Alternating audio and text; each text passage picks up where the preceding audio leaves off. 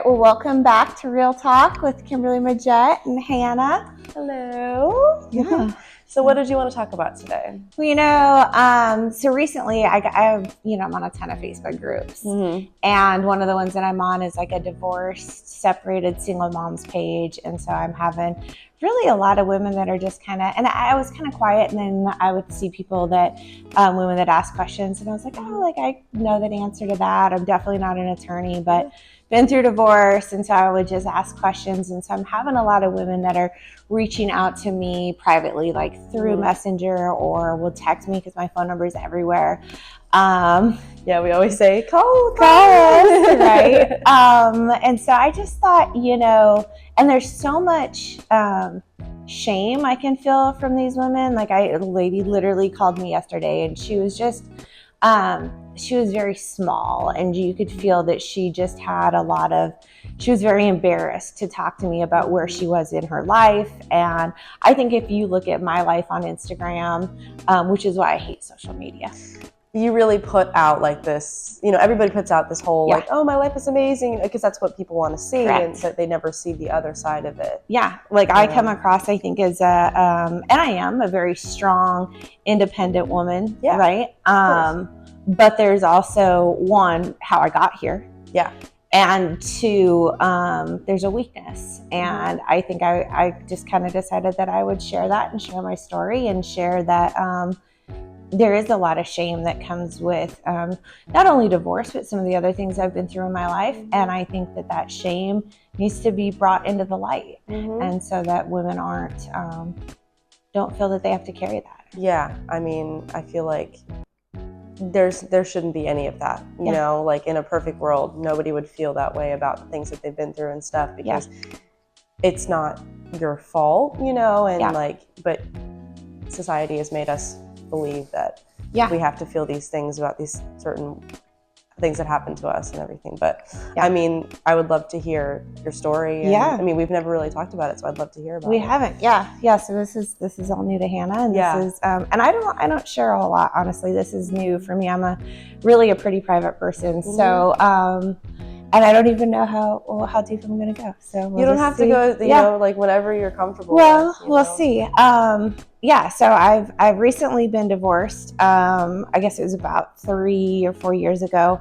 But that wasn't necessarily the, I don't want to say the difficult divorce. I guess the hard part about that divorce was that it was deciding to put my children through a second divorce. And so that was very difficult. But so to back up from that, in my childhood, I'm a sexual abuse victim. And that was something that I think where the shame started. My mom allowed my stepdad to abuse me, and she put the blame on me. Yeah. She, when I finally got the courage to tell her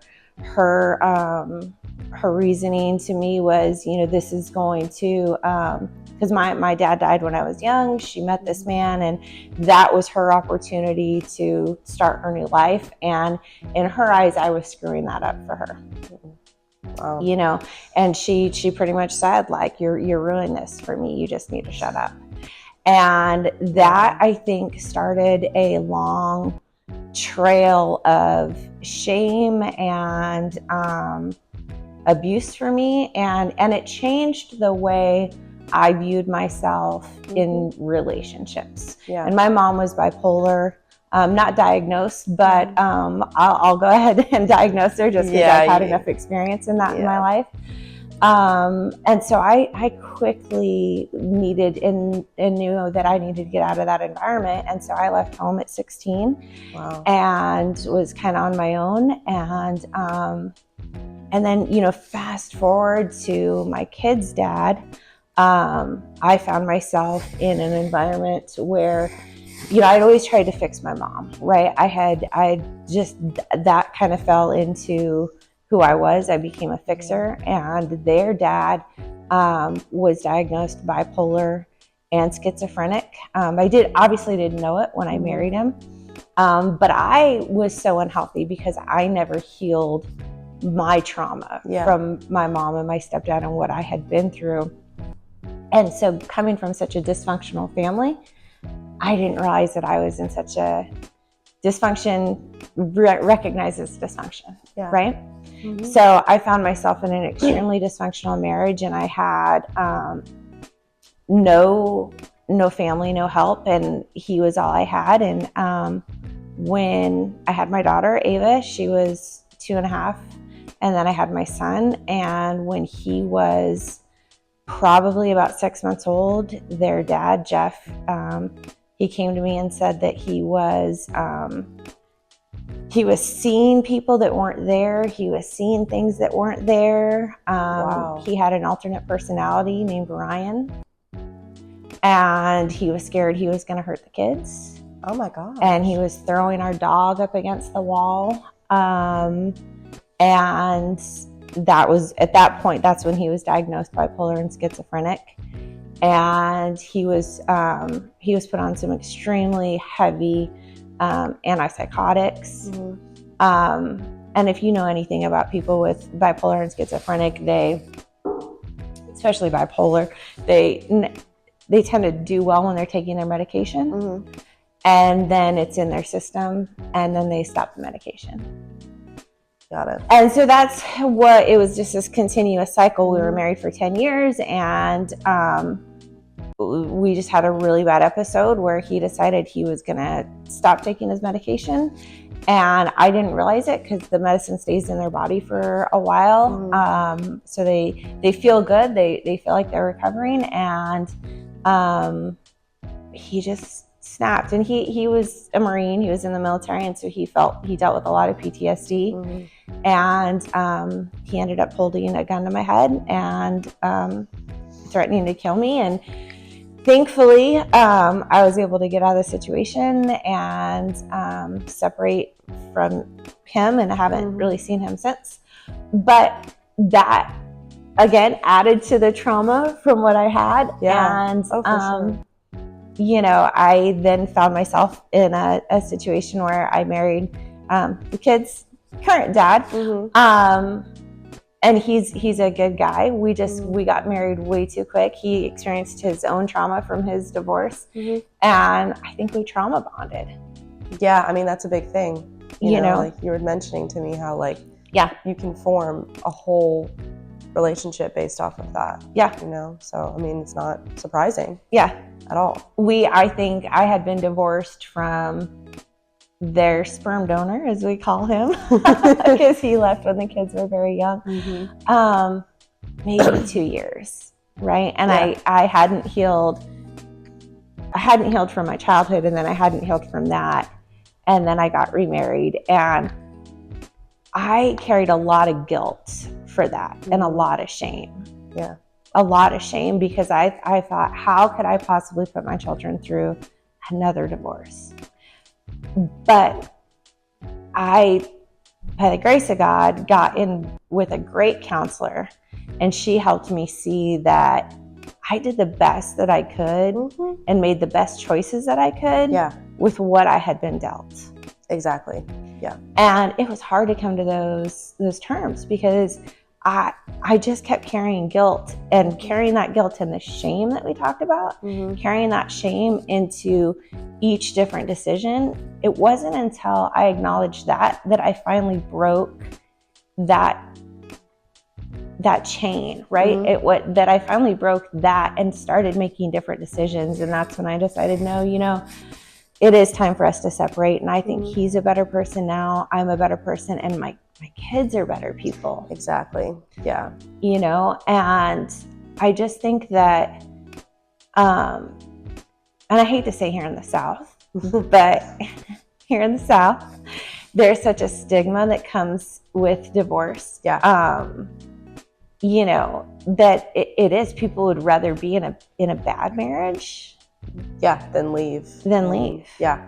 I completely agree. And I just hearing it, you know, you obviously felt that shame, and you felt like you were doing something wrong, but you know, in turn, you realize now that decision was the best thing for everyone in the picture. Yeah. And you know, you always want to do what's best for your kids and everything, and that's exactly what you did. So you know, I'm glad that you are on the other side of that. Yeah. You know, I mean, that's the whole, like, you, I think, are doing amazing. So I think Thank that you. like, you know, despite and I've, you know, talked with people like my therapist about like how, I mean, obviously like your past experiences can shape who you are in a way. 100%. And like, you know, how you feel about yourself and stuff. And, you know, it's a matter of, yeah, like dealing with that and kind of like overcoming that and realizing that's not all who you are. Right.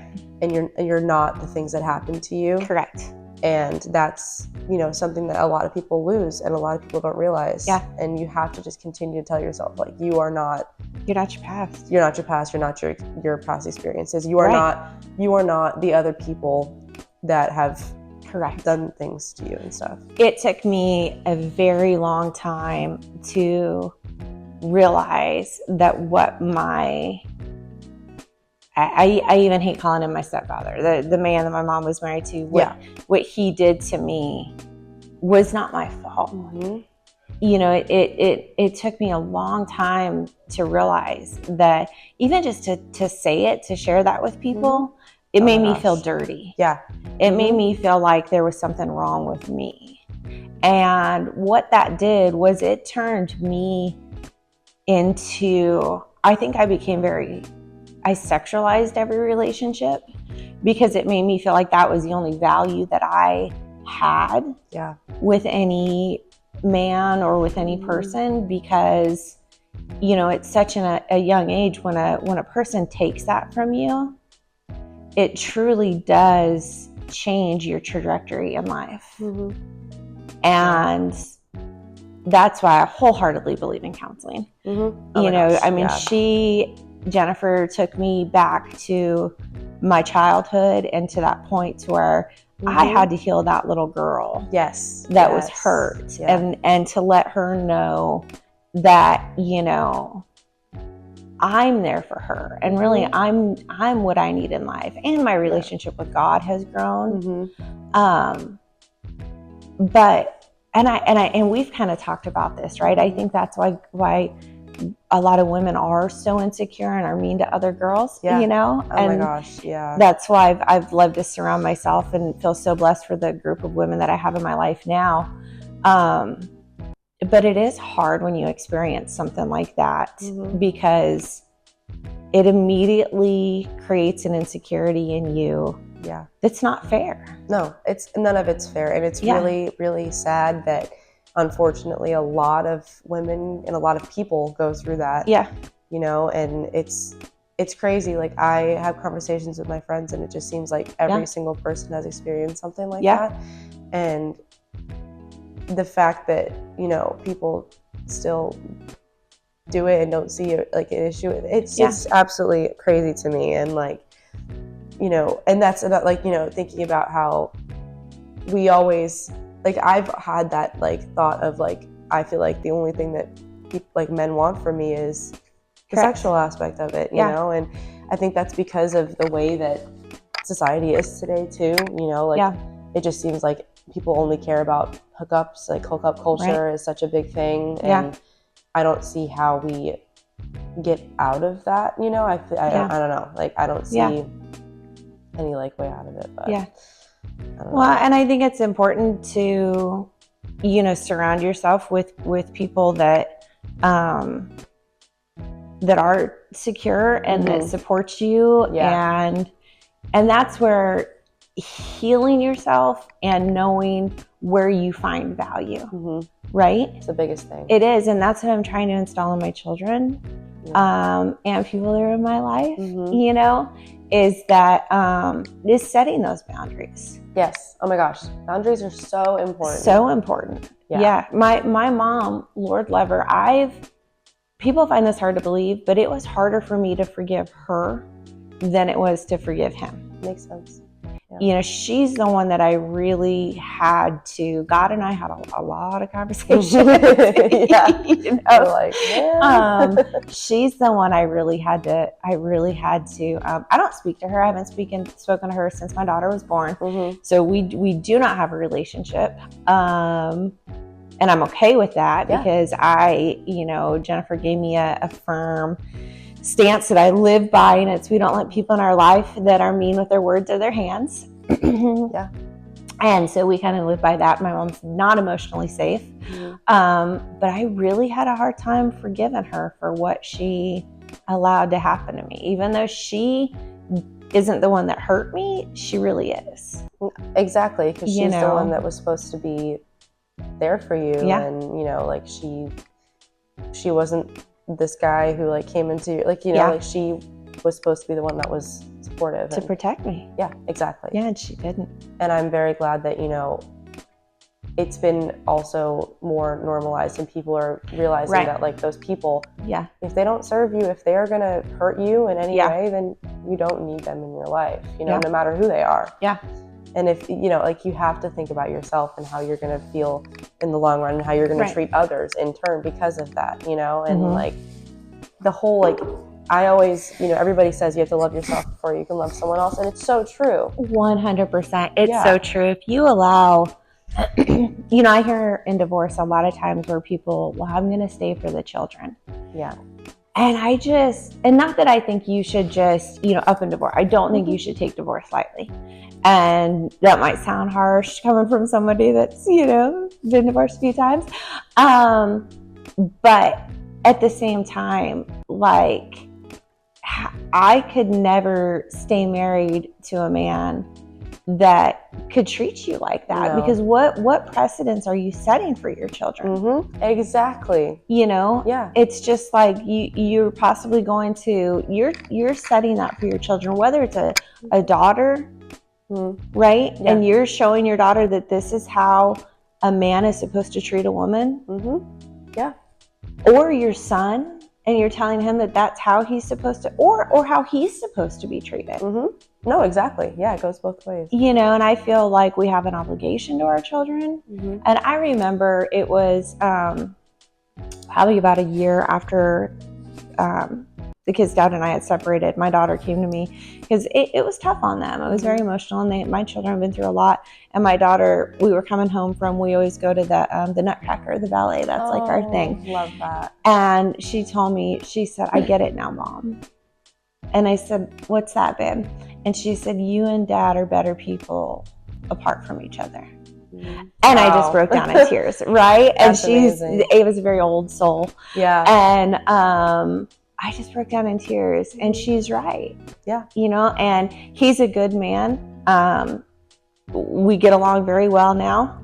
But we both just needed to fix our shit, and we didn't. And, you know, we shouldn't have been married. And so, I mean, good on you guys for realizing that and, you know, actually fulfilling it, you know, because like you just said, people will stay in loveless marriages or in marriages that make them really unhappy, just, you know, which it's really good because you said, oh, we're staying for the kids, but you're also separating for the kids, you know. 100%. Like, people think that, oh, if parents separate, it's the worst thing in the world for their kids. Like, in some cases it could be, but in other, like in this case, in most cases, it's not. Like, it's going to be the best thing for them. And like, kids see everything. Oh my gosh. Everything. Kids are so smart. They have they have a talent too for making it their fault, right? When it really has nothing to do with them, but they'll sit there and think like, oh, Mom and Dad are fighting because of us, or because of me, or because I asked for that pair of shoes, right? And I saw a statistic the other day. I don't know if it's true or not, right? I can't quote it. It couldn't be. Right, we see stuff all the time, but it said like the child's health is directly related to the mom's contentment. And I want to touch on that too, because I remember when I was really struggling with leaving Jeff. And I know that sounds bad, like the man had a gun to my head, right? So most people would be like, well, yeah, if the guy held a gun to my head, then I'd get a divorce, right? And I know a lot of people are probably in a situation where they're like, well, it's not that bad, right? And for years, I was in that, not that stage. And even after he held a gun to my head, I was in, you know, I felt guilty. There was a guilt because, and I remember calling, I didn't have much help, but I did have a couple that helped me, and they were God sent. And I remember calling Shane, and I was literally sitting in the bathroom floor. This is where I said, I don't know why. it's your my spot, right? Yeah. And I was just like, wow, Jeff deserves to be happy too. Maybe I should just fix this. And I remember the words that he said to me, and they stuck with me. And he got a little bit angry with me, and he got very stern with me. And he said, I don't give a shit if you or Jeff are happy. And I was like, oh, all right. It's like, okay, he's putting me in my place. And I was like, well, what do you mean? He's like, this isn't about being happy. He's like, this is about being healthy. Yeah. And he was like, and most importantly, those children are not in a healthy environment. And he's like, this is done. Yeah. He's like, it's time to get those children in a healthy environment. Wow. And that stuck with me because I was like, he's right. Yeah. Like, it's not about happiness. No, that's so true. Yeah. Because being in a healthy spot will cultivate that. Exactly. Yeah. Wow. That's something that I haven't thought of either. Yeah. So. When he said that, I was just like, wow. Like, as their mom, I'm obligated to put them in a healthy environment. And going back to what I just said about, the mom's contentment, like, it's not about the mom being happy. Like, we as a society focus so much on being happy, right? And I think if you divorce because you're just like, he doesn't make me happy anymore, or that's different. Yeah. But if you're truly unhealthy and you're in an unhealthy environment, that's different. Yeah, that will destroy you. 100%. So that's going to stick with me too, honestly, because, with anybody that you deal with in your life, like any relationship, if, if it's not healthy, like if it isn't serving you, like you have to be okay with letting it go. You have to. Yeah. And I think the struggle is, I didn't realize how toxic it was until I was out of it. Yep. Oh, that's always the case. Yeah. That's the hard part, right? Because then once I finally was able to get out, and I would look back and I was just, so toxic. And I think that's where it goes to healing yourself and making sure you are healed before you, and like what you said, you were dead on loving yourself before you can ever love anyone else. Yeah, because then you can attract those people who are the same way. Correct. I'm a firm believer in, whatever energy you put out there, you're going to get back. Yeah. And, I don't want to be with someone if I'm not 100% myself. That's what happened in my past relationship. Was I was not 100% me, and how I wasn't 100% like healthy, at all. So that's how it ended. So I think, it's the best for everybody, and you're going to find wonderful things because of that. Yeah. So. Well, and if you can be happy and content by yourself and you feel that you're whole and fulfilled and your relationship with God or whatever your, spiritual relationship is, then that other person just adds to it. I don't know about you. I know that you see your counselor and I see mine. And since I'm not going to say I'm healed, because I tell Jennifer, I'm like, you're on my speed dial all the time, right? Exactly. So I just check in with her. She's like, if I had a girl crush, it would be on her, because she's just like the most wise woman. Like God has given her something. But I'm like, now in the dating world, it's a game changer, because I just recently started dating, but now I'm like, oh, you're emotionally unavailable. Yes. Oh, you're a narcissist. And everybody throws that word around, but it's so true. You just like, they walk in with a red flag and you can see it, where before I didn't. Before it was like, I would look and I would love a good project. Yeah. It's the future faking. It's future faking. Yes. The red flags are brighter now that Yes. Oh my goodness. I think that nobody's ever fully healed. Correct. But if you can get into a better spot, yes. Like I think we both are. I know that I still have stuff to work on, but I'm definitely in a better spot than I was before. And now, I'm not just like, my standards aren't as You have some? Oh my God. Same. Wow, Yes. That's Sabrina Zohart. I love her podcast. She said something where it was like, you break up with the guy and you're so devastated. And it's like, were you actually in love with him? Was he this fantastic guy? Yeah. Or was he just tall? Yeah. And, and I'm like, oh, that's a good point. Oh like, he really wasn't that cute. I heard something similar. It was like, I don't know if you know who Brittany Broski is, but she's on TikTok, YouTube, and I was listening to her podcast, and she said something like he's just a guy. Like, they're just guys. Yeah. Like, if you think about it, like, yes, whatever guy you're dealing with, he's just a dude. Just a dude. There's dudes. That's their, there's one, it's a, oh shoot, I forget, but she says like, one guy men are like trains, one leaves and another one's coming. It's so true. Like, yeah. And it's the same with girls too, Oh, like, 100%. Like, we're not saying, it's just on this side, yes. but yes.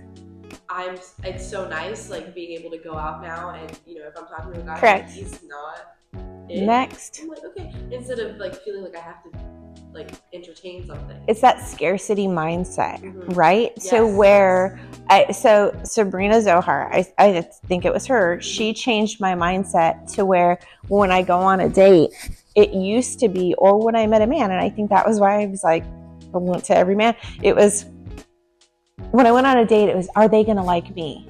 No, now I go on a date, it's like, well, am I going to like him? Yes. Yes. And it's like, it's just a whole different mindset. It is, and it's so hard for people to get there. But once you do, it is so nice. It is. Well, and I it's just with every friendship though, like we talked about, right? Same with friends, and there's so many, and this is a whole other podcast with mean girls. Yes. Oh my gosh, we could totally. Right, and it's just like, why would you tolerate having a woman friend in your life that's not going to shout your name in a room when you're not there, or have your back? Yeah. Brittany, my best friend, I know 100%. She was just on last week. That woman has my back regardless. I am fully confident she would never say anything bad about me. Yes. But that's why I have a small group of women. I'm at the point in my life, I don't need to be the most popular woman, because I would rather not. Yeah. Honestly, that's too much. Yeah. And if you can find those certain few people who are solid. Correct. And then why do you? Yeah. Yeah. But those are the healed people. Exactly. So anyway, to kind of bring us back on track, I guess it's there should be no shame in divorce, no shame in trauma, whether it is sexual abuse trauma or other traumas that you've been through. And I just wanted to shed a little bit of light on, because I think the only way to get rid of that shame is to start bringing it kind of into the light. Yeah. You have to discuss it in order for it to heal, because if you don't speak about it, then nothing's going to change. So I think even you bringing a little piece of your story into the world, if it can inspire one person to speak up or to start healing themselves or something, like, I think that's wonderful. So thank you for sharing. Yeah, thanks for listening. I appreciate it. Thank you guys for listening. We'll see you.